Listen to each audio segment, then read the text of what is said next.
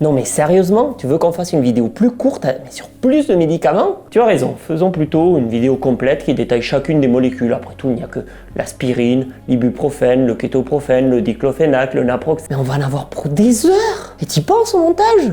C'est bon, j'ai plus envie de continuer à travailler après le boulot. Après tout, ce n'est pas si grave si les gens ne connaissent pas parfaitement bien les médicaments qu'ils prennent. Bonjour, j'ai mal au crâne, j'ai un peu de fièvre. Je crois que je couvre qu'une grippe ou quelque chose comme ça. Vous auriez de l'aspirine, s'il vous plaît? Nani? Bon, ok, ils n'ont peut-être pas besoin de tout savoir, mais il y a bien 2-3 trucs importants qu'il faut leur expliquer. Bienvenue sur cette nouvelle vidéo de la chaîne Big Pharma qui parlera des médicaments comme l'aspirine, l'ibuprofène et toute leur famille. Oh. Mais aujourd'hui, on ne va pas tout détailler, on va uniquement se concentrer sur 5 choses qui peuvent vous être utiles sur ces médicaments.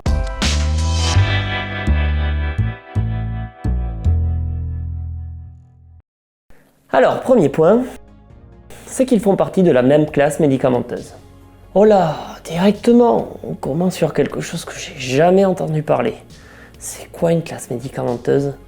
Il y a des écoles pour médicaments maintenant? Non, ça n'a rien à voir. Justement, on va l'expliquer car ce n'est pas très compliqué. Grossièrement, une classe médicamenteuse est un groupe de médicaments qui fonctionnent pareil. Il existe des grandes classes de médicaments, des sous-classes et même des sous-sous-classes et ainsi de suite. L'aspirine et l'ibuprofène font partie de la classe de médicaments appelés les anti-inflammatoires non stéroïdiens, que l'on surnomme AINS pour faire plus rapide. Et c'est déjà une grande classe dans laquelle on retrouve plein de médicaments courants, comme l'aspirine, aussi appelée acide acétylsalicylique, ou encore cardégique, l'ibuprofène, que vous pouvez connaître sous le nom d'Advil, de Spifen, d'Antarène, de Neurofen, le diclofénac, aussi appelé Flector ou Voltaren, le kétoprofène, que l'on retrouve aussi sous le nom de Profénide, Ketom ou encore Toprek, et plein d'autres.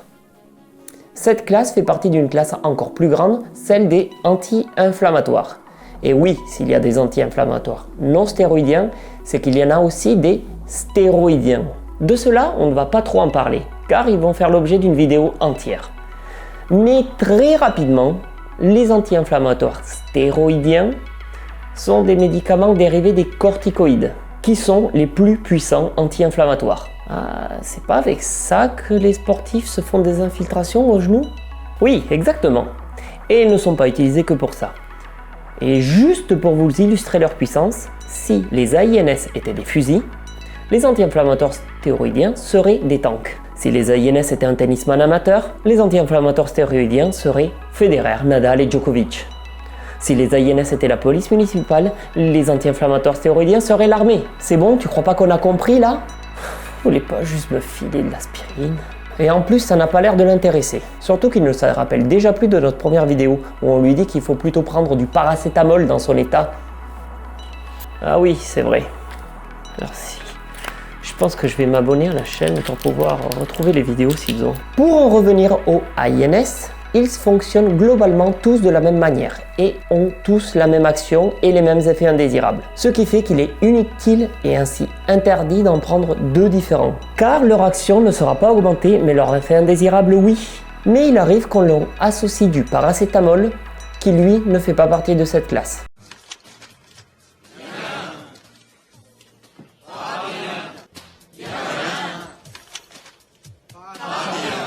Et comme ce dernier, ce sont des traitements symptomatiques. Souvent, et comme notre patient du jour, l'aspirine et l'ibuprofène sont utilisés comme le paracétamol, c'est-à-dire pour agir contre la fièvre et la douleur. Et souvent sans avoir vu un médecin. Et dire que c'est dangereux est un peu exagéré en pratique, mais disons que ce n'est pas optimal. Et que ça peut provoquer certains problèmes, parfois graves dans certaines situations. Et ça, on en reparlera un peu plus tard. Pour en revenir à l'action symptomatique, comme le paracétamol, les AINS ont une action contre la douleur et la fièvre. Mais le mécanisme de cette action n'est pas le même. Comme leur nom l'indique, les anti-inflammatoires non stéroïdiens agissent contre l'inflammation. Parfait, il y en a qui suivent. Et c'est l'inflammation qui cause la fièvre et la douleur. L'inflammation, c'est un terme qui englobe une réaction de l'organisme plus large que juste une cheville qui gonfle ou une piqûre d'abeille. L'inflammation, c'est une réponse du corps quand il est agressé, que ce soit par une blessure, du venin, des bactéries ou des virus. Les cellules endommagées lancent un signal d'alerte. Ce signal permet de ramener plus de sang dans la zone concernée. D'où l'aspect rouge, chaud et gonflé d'une inflammation. Et dans le sang se trouvent les globules blancs. Ceux-ci sont nos cellules de défense qui vont s'activer et éliminer le danger. Les AINS agissent contre l'inflammation en bloquant les enzymes qui fabriquent les signaux d'alerte. C'est quoi ça? Ah, c'est une enzyme? Oui, et c'est quoi? Ah non, mais là on va pas s'en sortir. Hein. Oui, eh bien fais pas le malin, car tu faisais moins le fier à l'examen d'enzymologie. Une enzyme, c'est une sorte de robot minuscule, comme une nanomachine quoi, qui transforme une molécule en une autre. Et ici, l'enzyme va utiliser une molécule de la paroi de la cellule morte pour en faire un signal d'alerte. Vous l'aurez compris, l'inflammation est une réponse normale, saine et très utile pour notre corps. C'est pour ça que je vous oriente plutôt vers le paracétamol car lui n'agit pas contre l'inflammation. Mais parfois, celle-ci peut avoir une ampleur, une fréquence ou une durée disproportionnée et elle doit être contrôlée. Un peu comme une manifestation, ça permet des avancées sociales, mais quand ça dégénère, il y a de la casse. Oui, exactement. Et ces situations où l'inflammation dégénère sont assez fréquentes, ce qui explique qu'ils sont utilisés dans plein de situations. Alors déjà, on les retrouve sous forme de gel ou d'emplâtre pour une action anti-inflammatoire locale, typiquement les entorses ou les douleurs lombaires. Pour les formes orales, il y a aussi deux types d'utilisation. Soit une utilisation de courte durée pour lutter contre une inflammation ponctuelle. Le médecin peut vous le prescrire pour les douleurs dues aux inflammations articulaires, arthrite, tendinite, lombalgie, pour des inflammations ORL avec ou sans fièvre, des douleurs de règles, des migraines, des crises de gouttes, etc. Et sinon, il y a les utilisations sur de longue durée pour les maladies inflammatoires chroniques, comme la polyarthrite rhumatoïde, les spondylarthrites ou l'arthrose. Et on utilise aussi l'aspirine pour prévenir des AVC et des récidives d'infarctus. Alors autant l'AVC, je crois que ça correspond à un problème au cerveau, mais infarctus, c'est quoi? C'est un problème au cœur, c'est ça, non? Pas exactement. Certains accidents vasculaires cérébraux et les infarctus sont liés au fait que les artères se bouchent. Si c'est une artère du cerveau, on parle d'AVC. Et si c'est un autre organe, comme le cœur ou un autre muscle, on parle d'infarctus. Et du coup, l'aspirine vient faire quoi là-dedans? Eh bien, l'aspirine, comme tous les AINS, mais elle plus que les autres, inactive les plaquettes. Les plaquettes, ce sont des cellules que l'on retrouve dans le sang avec les globules rouges et les globules blancs.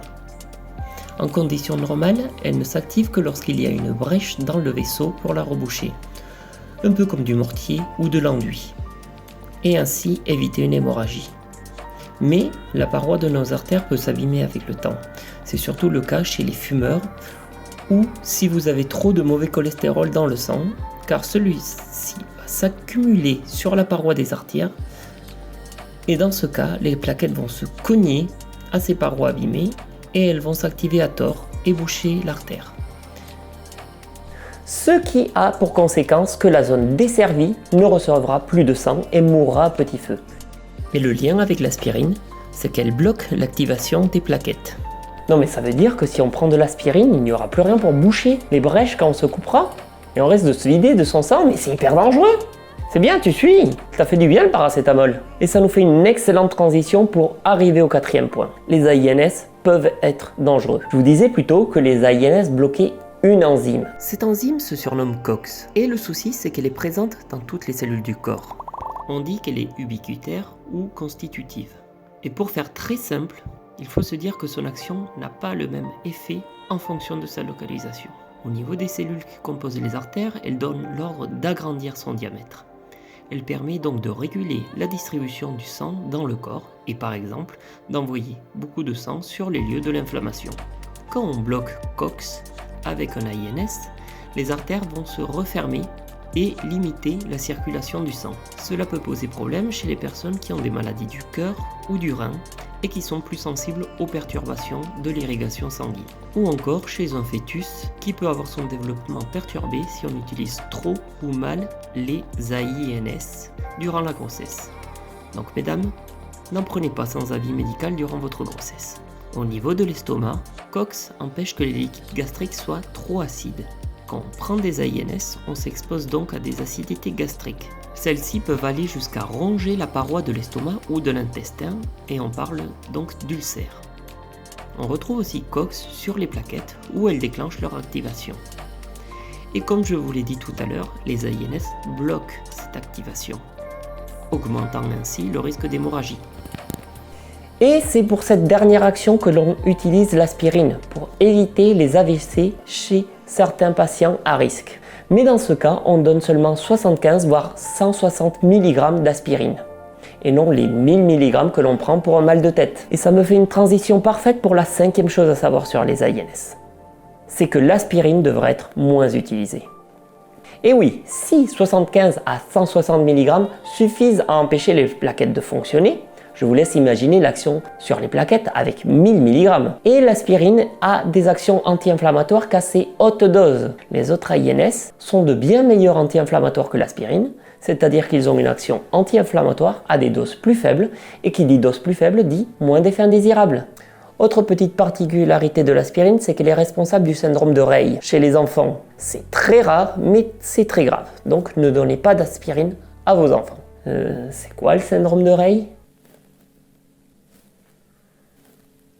Ah, c'est le syndrome de Rey. Et c'est grave, faut l'éviter, pas besoin de déblatérer. Tu te rappelles plus ce que c'est? Oui, ben, je suis pharmacien, pas médecin. Bon, en réalité, c'est un syndrome un peu complexe à expliquer, mais au début des années 1980, les agences de santé aux États-Unis ont remarqué un lien entre les enfants de moins de 16 ans ayant un épisode viral, comme la varicelle, la prise d'aspirine et l'apparition de ce syndrome de Rey, qui correspond à des problèmes graves du foie et du cerveau, et qui peut être mortel ou laisser des séquelles. Ce lien n'est, à ma connaissance, pas encore expliqué. Mais depuis que l'on a restreint l'utilisation de l'aspirine chez les enfants de moins de 16 ans, le nombre de cas a diminué. Et voilà, c'est la fin de cette nouvelle vidéo. J'espère qu'elle vous aura intéressé, qu'elle vous a permis d'un peu mieux comprendre cette grande famille de médicaments que l'on utilise pratiquement tous. Je vous laisse poser vos questions sur le sujet et vos remarques dans la section commentaires. Comme ça, je pourrai améliorer mes vidéos et répondre à vos questions dans une vidéo dédiée. Et n'oubliez pas, prenez uniquement le bon médicament au bon moment et on devrait pouvoir se retrouver dans la prochaine vidéo. A plus!